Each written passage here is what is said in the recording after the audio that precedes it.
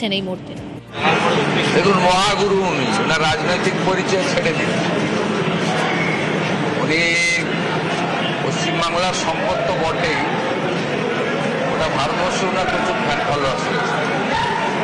আর এবারে রাষ্ট্রবাদী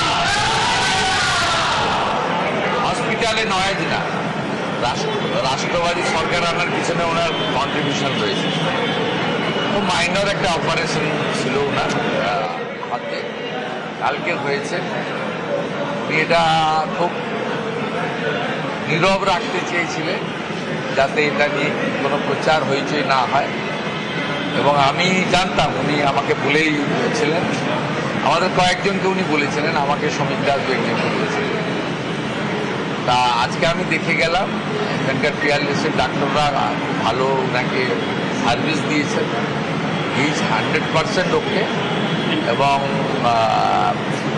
উনি বিকেলের দিকে আজকে নিউ টাউনে যেখানে থাকেন ওখানে রেস্ট নিতে চলে যাবেন, বিকেলের দিকে চলে যাবেন। আমি রিকোয়েস্ট করবো আর ওনাকে যেন কেউ অন্তত 2 দিন কেউ ডিস্টার্ব না করে, রেস্ট নেওয়া দরকার।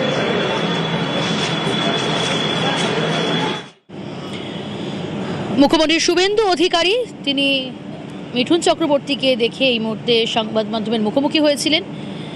অসুস্থ মিঠুন চক্রবর্তী, তাকে দেখতে বেসরকারি হাসপাতালে পৌঁছেছিলেন মুখ্যমন্ত্রী শুভেন্দু অধিকারী।